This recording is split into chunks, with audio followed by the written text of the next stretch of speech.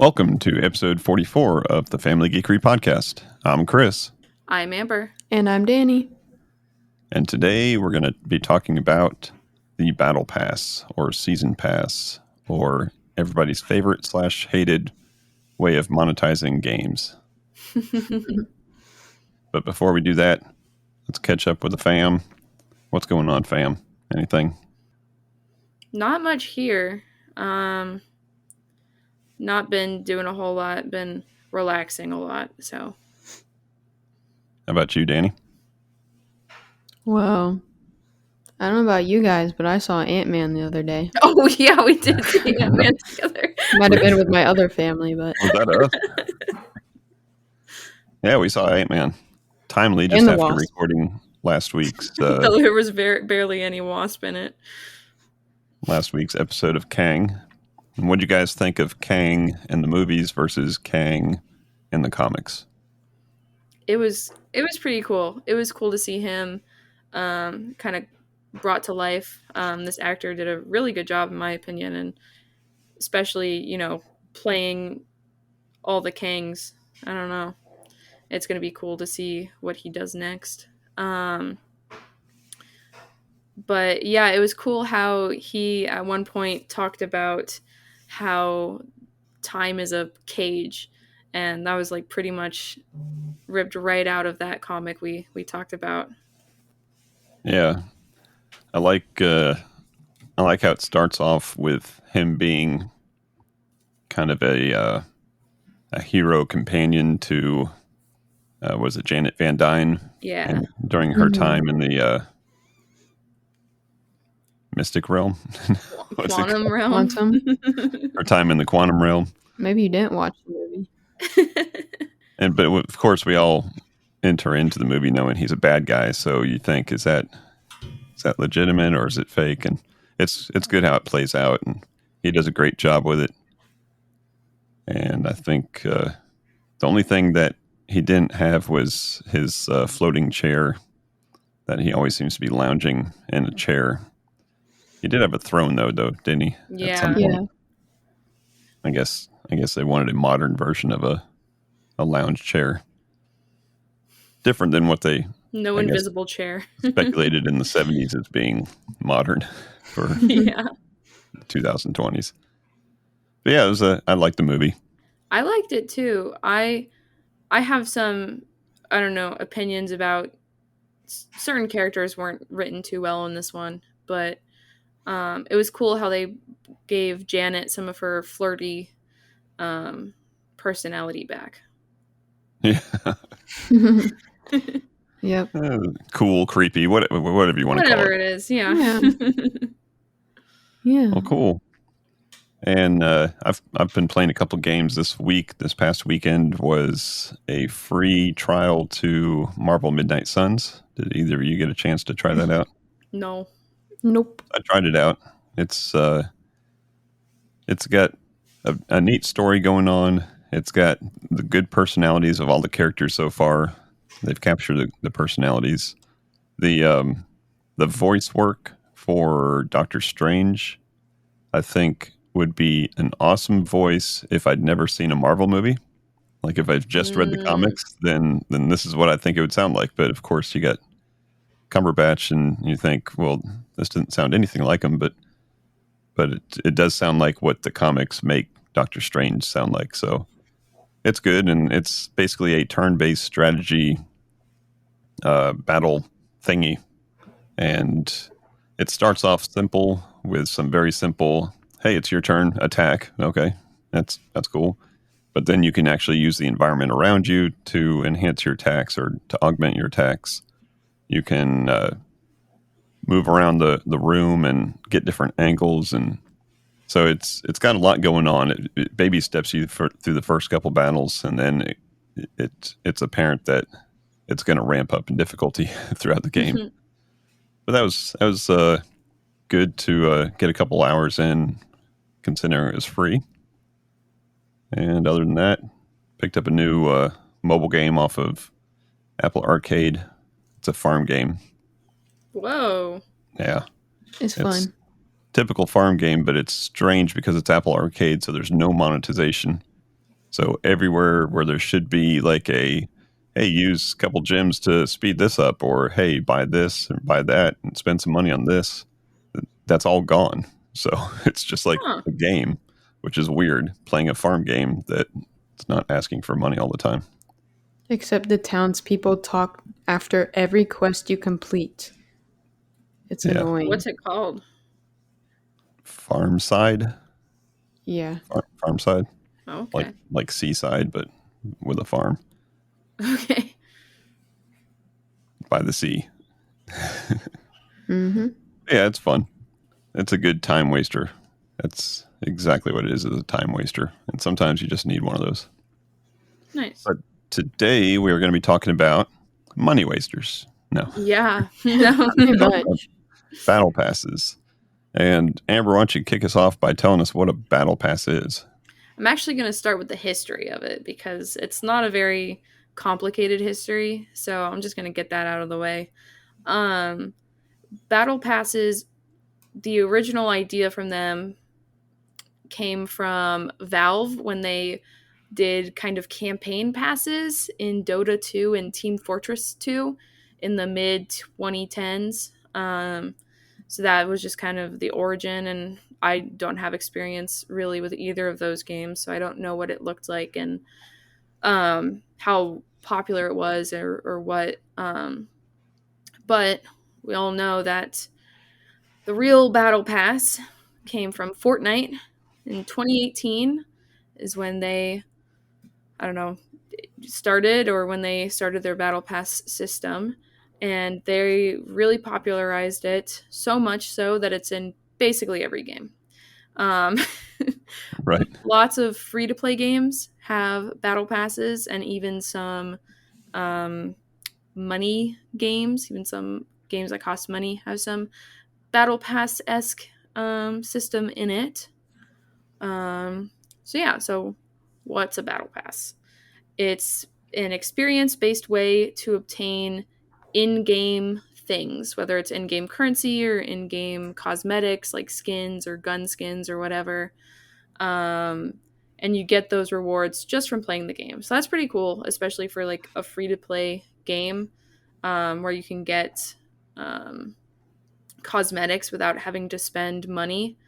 But usually there are like two tiers or two versions of a battle pass, the free one and the premium one.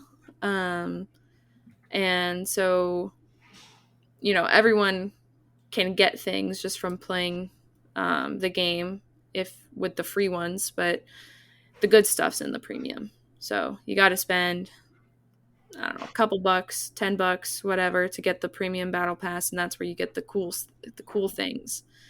But I don't know, even people who just play fully for free can get some rewards, which I think is pretty cool. That's a cool part of the system. Battle passes were popularized as an alternative to loot box systems. So if you remember Overwatch 1, that was big in the loot box era. So loot boxes basically also you obtain just from playing the game, but you can also buy them, and you can buy them in bulk. And that's where the gambling came in, because it'd be like, oh, 0.001% chance to get this cool thing. And you buy 10, you don't get it. You buy 10 more, you don't get it. You buy 10 more, you still don't get it. So it was kind of like an alternative to trapping kids into a gambling system. Now, some games have a combination of both battle passes and loot box reward systems, which I think is the sweet spot. But I don't know, people tend to be super polarized on which system they prefer, and if they like either of them or none of them. So. Yeah, I like how on your typical battle pass, you can see what the rewards are going to be. Yeah. So up front, if I can make it through all of these milestones, however they segment the different rewards, if I can make it through all these milestones, then this is what I'm going to be getting for $10, and is that worth it to me, or however much the price is. But they can, like you said, mix between the two, and those have just like chests that Yeah. you don't know what you're going to get. But I think that the smartest ones that I've seen, they just flat out say, "Hey, you're going to get this," which may be just again cosmetic type things like different skins, or it may be actual, some kind of in-game currency that will help you along the way. Yeah, and I think um one game that I think does this pretty well is actually League of Legends, because they do have occasional battle passes with every like event, like skin line event that they do. They'll have a battle pass kind of, and it gets you like a different type of currency, which you can actually choose what you want to spend that currency on, which I think is pretty cool. And all of that is beside its normal kind of chest and key thing that you can get. It's slow, and you don't always get really good rewards. Sometimes you just get a champion shard and you own all the champions. It's like, well, this could have been a skin, you know? So I think that's a good balance in my opinion. But you get to see basically what you get and you get to opt in. So Yep. So let's all talk about our history with different games. Let's start with Danny and say what kind of game do you remember this? What's the earliest game you remember this on, and what's the one if you've used any or have you taken advantage of any? Have you bought any over the years? I don't know which game I played that had it first. It might have been Fortnite, most likely. Um, but I never bought it because that was many years ago. But other than that, I've played Valorant. I never bought any Valorant battle passes. The free rewards were they were okay, but the I was just never interested in anything in the battle pass. And I mean, there's no character skins in Valorant. It was only gun skins, but some of them were pretty cool. Um, Overwatch. I bought one Overwatch battle pass, which was the last one, the one before this one. I don't think I season. finished it, but I bought it. They got your money anyways. Hmm. And then let's see. I I don't have I didn't buy the Fortnite battle pass this season because I kind of started it late. But I would say Fortnite has the best cosmetics for what you buy because it's only around $10 and you get multiple skins plus V-Bucks that are valued at way more than $10. Oh, that's cool. And you even get free free V-Bucks in the free version of the battle pass, which what I've been doing is just saving those up so that I can just buy the one for next season without having to pay any money. Nice. So I'd say Fortnite has the best because the stuff they put in it is pretty cool.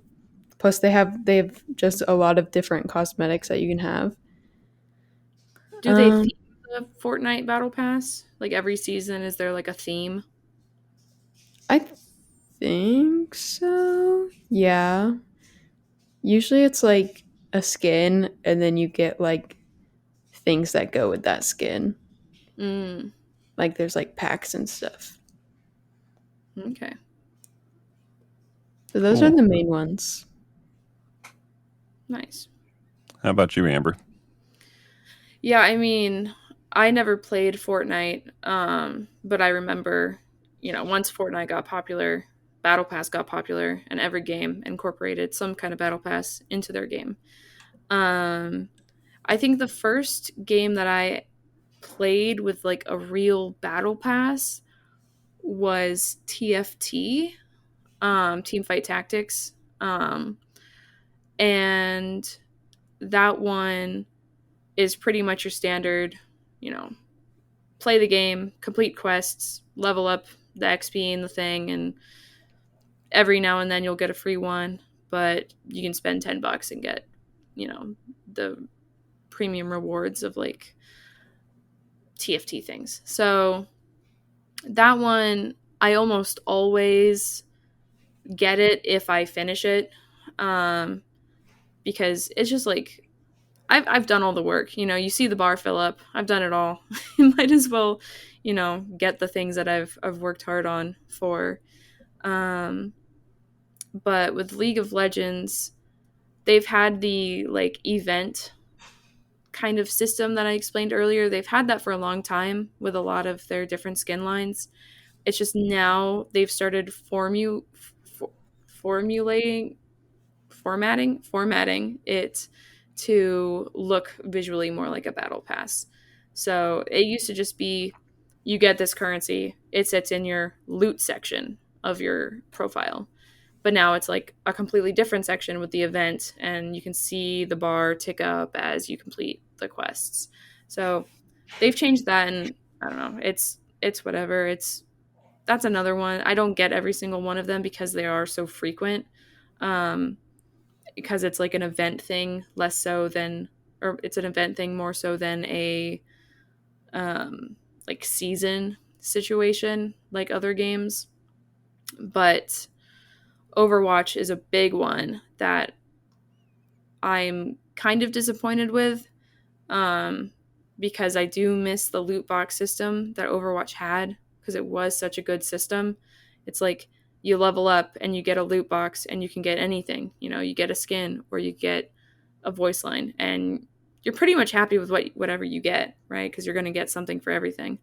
But now what they have is not really good things as the free rewards, and pretty okay things as the premium rewards. Like, they have a couple of good skins in there, and they got some backlash after the first season, because there were like no free skins in the battle pass, so they added a couple of those into the second and third seasons. But it just goes by so quick. Like, you get 2 months for a season, and that like goes with your rank, like also like the rank resets and everything.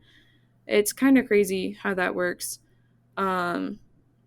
But one thing that Overwatch 2 did implement in the third season battle pass was adding currency, but it's not the new currency, it's the currency from Overwatch 1.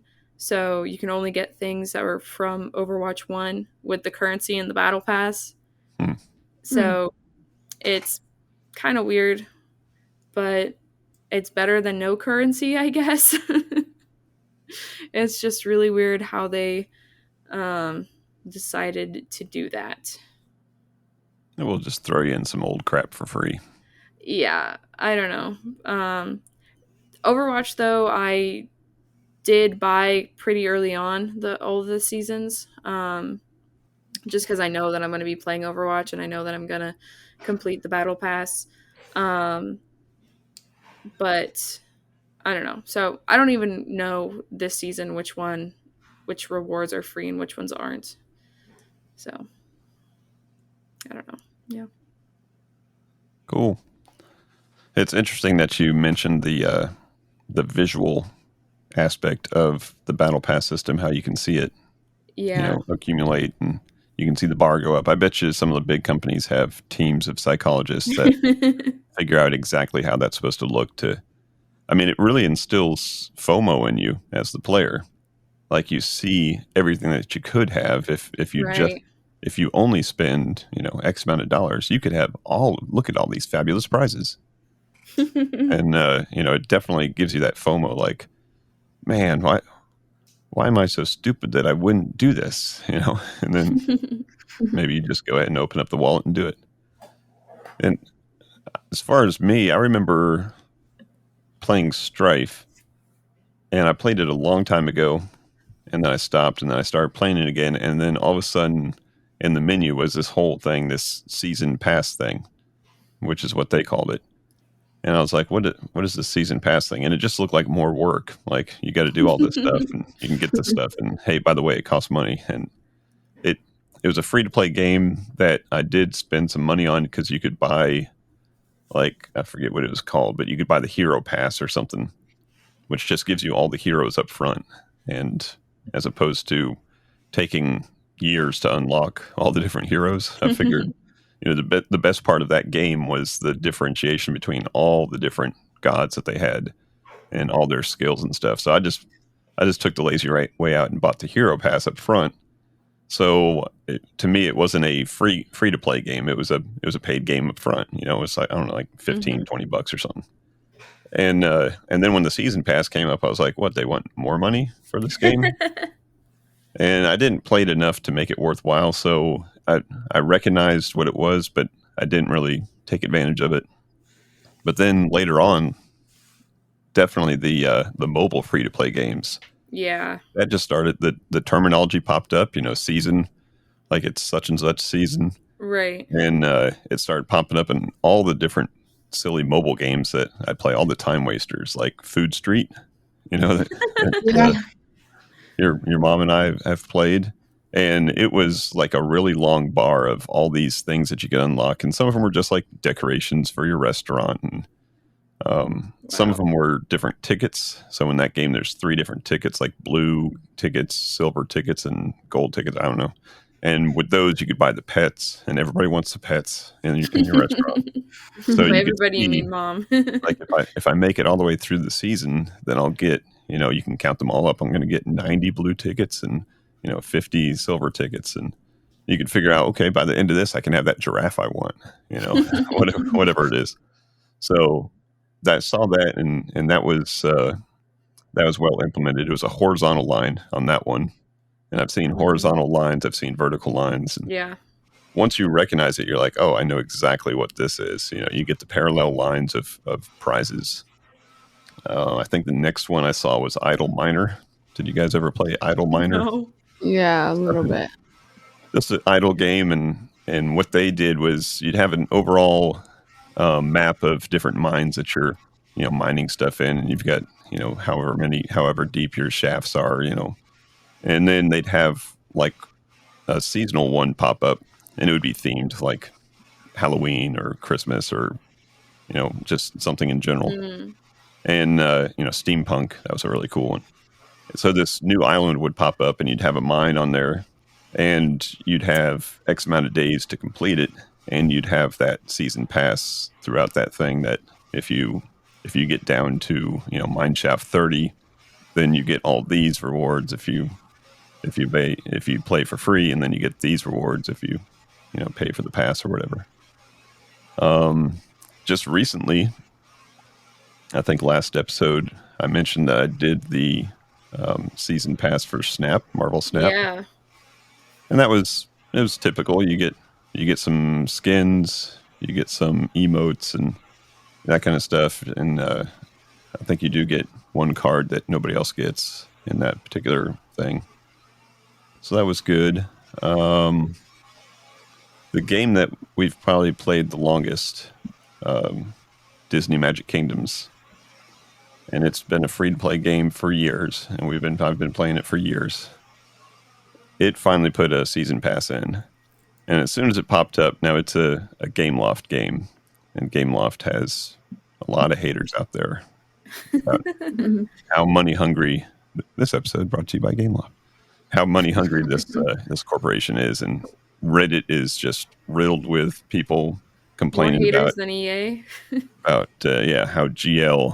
GL just trying to take all of our money, and they, of course, they've got the chests, and because of American U.S. laws, the chest has the percentages of what percent chance you have of getting what it is that you actually want in that chest. So most of them are like 0.12%, which anybody that knows anything about math knows is equals 0.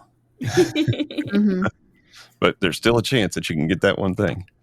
So when they finally implemented, and this is after years of being around, when they finally implemented a season pass type thing, everybody was like groan, It's about time that they added some other way to leech the money out of us.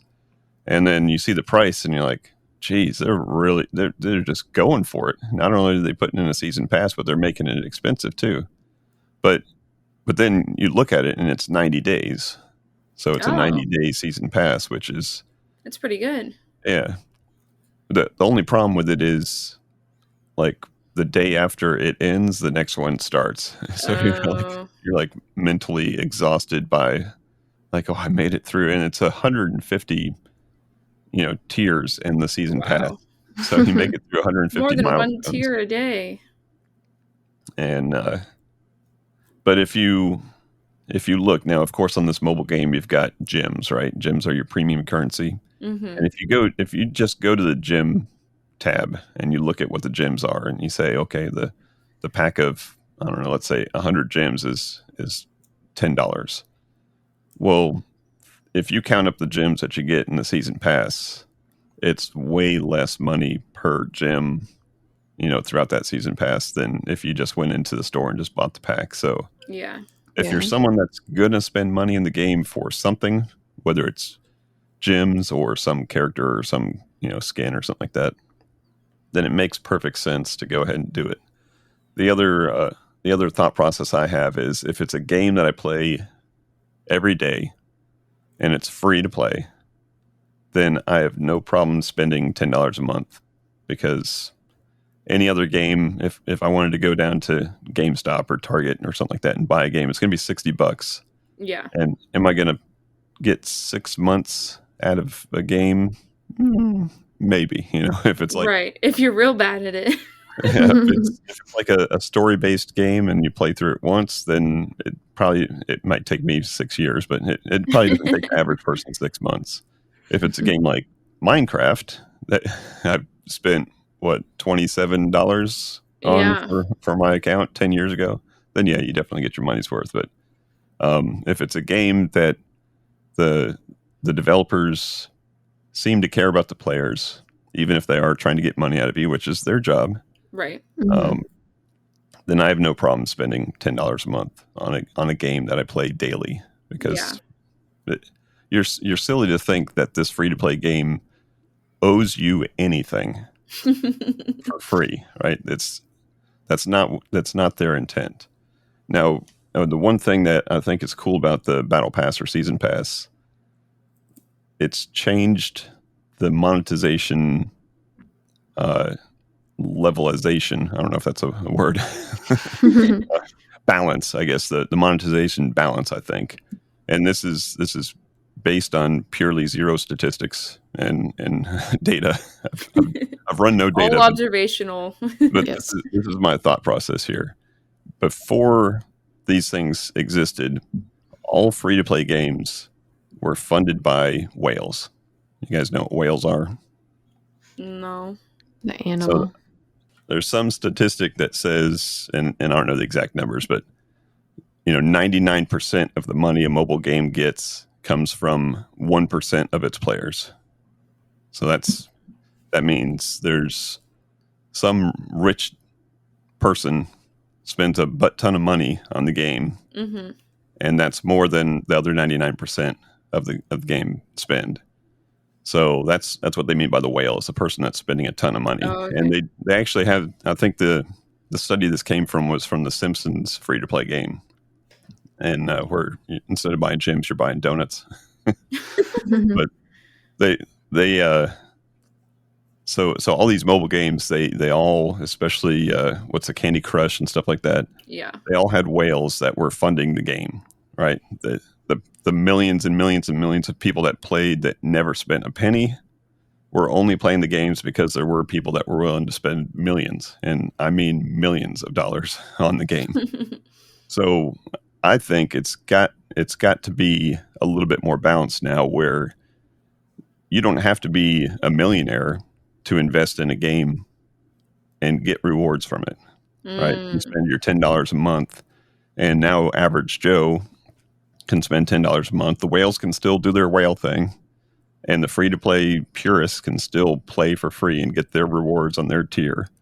But there is, I think, now probably somewhat of a bell curve where there's a good amount of people that are just willing to spend that $10, $15, whatever it is, for that pass. Yeah. And it must work, or else every game wouldn't have implemented it, because it's True. in, like you said, just Yeah. about every game. It's crazy how even like super like completely non-competitive games are doing it and calling it a season pass. Like like nothing changes when the season rolls over, but Right. your rewards are just different. Your little Disney kingdom isn't going anywhere if you fail the season pass. My rank is in Overwatch. That's going down the toilet once the season rolls over. Not that I play ranked. It's hard. Yeah, it's kind of neat to see how some games kind of layer their events too. Like that Food Street game I was talking about. There's like the food truck that shows up, and you've got a day or something like that to fill it up and send it off. And then there's like the weird little tents of food stuff going on that you have to. It's like 3 days long that you have to like make all the food for and sell it, and rank up on that. And then there's the season pass that goes on for the whole month or 6 weeks or whatever it is. So it can be very tiring.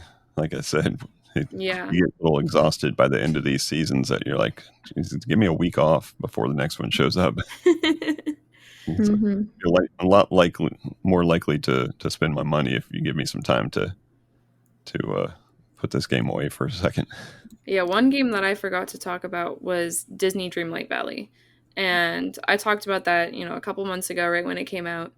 And I bought the game, which I'm pretty sure it's a free to play game. I just bought it early access and bought it with some in-game currency. And used that to buy the battle pass that was available during early access. And I just had so many issues with the bugginess, and that's on me. I bought it when it wasn't, a done game. Um, but they just ended up giving everybody currency that refunded basically the battle pass, and I was like, okay, well, I worked hard to get these rewards and I can't get these rewards anymore, and now I'm like so mad at the game that I'm not going to rebuy the battle pass because I was so mad at it I stopped playing it, and Rage quit. haven't really played it since with any of the other battle passes. So I don't know what that game looks like right now, but I know that when I was grinding when the battle pass did work for the like 2 days that it worked for me, I was doing so much work and getting like almost no reward. Like it was insane. Like cuz you get the points by doing quests, but you only can see 3 quests at a time for free if you're doing the battle pass for free, or you can see 6 quests at a time if you're doing it premium. So it's kind of crazy like how much work you have to do, and you can only see those quests. You can do the other quests, I think, if you don't see them, but you don't know what you're working towards besides these 3 or 6 things. And it was just a little too much effort for me to get my little Pixar ball or whatever the Pixar battle pass was. Yeah, you got to think if a game's in early access, it's kind of bold for them to start something without having, Right? a lot of. It takes a lot of balancing, to get these things dialed in. Yeah. Because if it's way too easy, then you think, hey, I'm just buying this stuff outright. If it's way too hard, then you think I'm never going to make it. I'm not going to do this again because I didn't make it last time. So the amount of balancing is just incredible on these games. I'm just glad it refunded me. Except it refunded everybody. So I think people who even didn't even spend money on the battle pass just got a free extra battle pass because they didn't buy it to begin with. And so I got my refund and I got glitched with a couple of the rewards that I managed to unlock before it broke. So whatever. Fine by me. I'll probably play it again when I have more time, but I don't know. The Overwatch battle pass is pretty easy to do. So just play the game how you normally would play and you get the rewards. You don't have to farm pumpkins and only pumpkins. You don't have to fish only bass. I think we're working through some issues here on this episode. Mm-hmm. Tell me how that give makes him you another feel. chance. Well, you know what game I played that has the battle pass? What? Played it a few months ago. Township has a battle pass. Of course Like, it does. it gets you like expansion materials and stuff because I'm sure Oh, when it gets to level 100, you're like the hammers barely and saws and any land left. all those things that you need, the contracts, and yeah, that's how they get you. The things that are impossible to get in the game, they Put just it in the dangle them battle right out pass. there in front of you to say you're going to get one of these. I think it was only like $5 though. Yeah, I'm sure there's just as well as balancing the prizes and the work effort and stuff, balancing the dollar amount. And Mhm. sometimes the dollar amount doesn't translate from country to country. I've seen that listed Oh. on on Reddit, where someone in America is spending $9.99 on it, and the conversion rate of currency to another country makes it like $15 US dollars of in their country versus $10 Oh. here. And I've seen it both ways, where it's a lot cheaper, it's a lot more expensive. And some countries have some very, very strict rules. We don't, because we're a capitalist country where lobbyists just make every rule up they want to. That's a different podcast. But some countries, like especially Europe, have some very strict rules on how to monetize these games, and even the battle passes.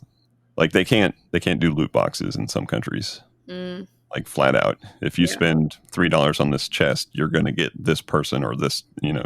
That's what you're going to get. There is no randomness no to gambling it. for the children. Yep. Which I understand. I've got friends with young kids that have come into work and said, "Well, it finally happened to me.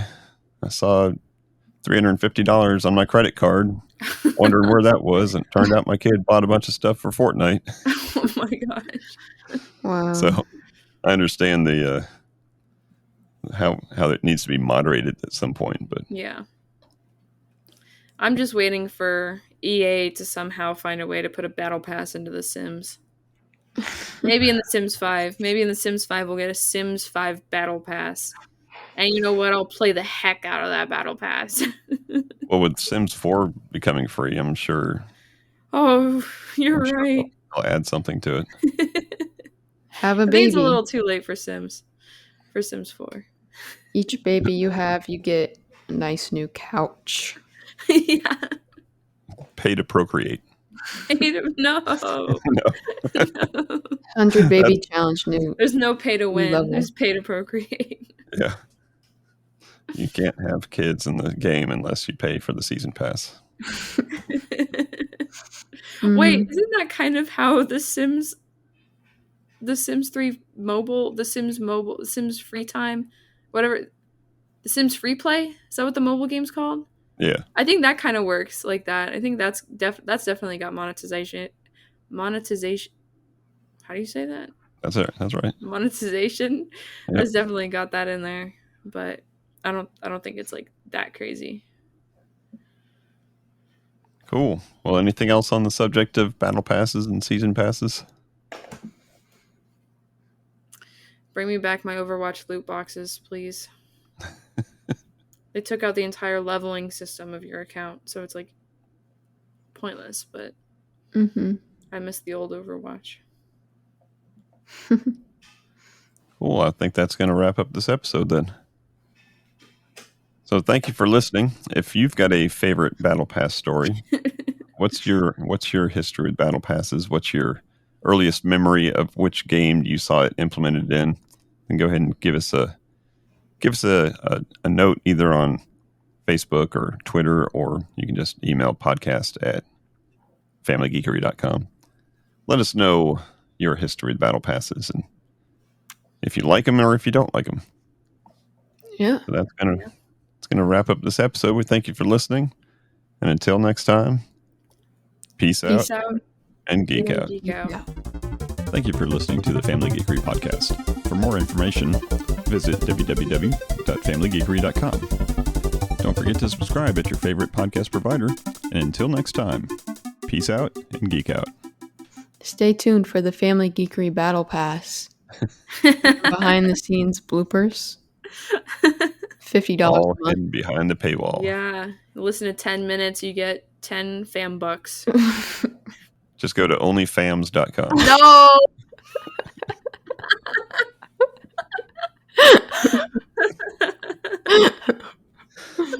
With an M. With an M.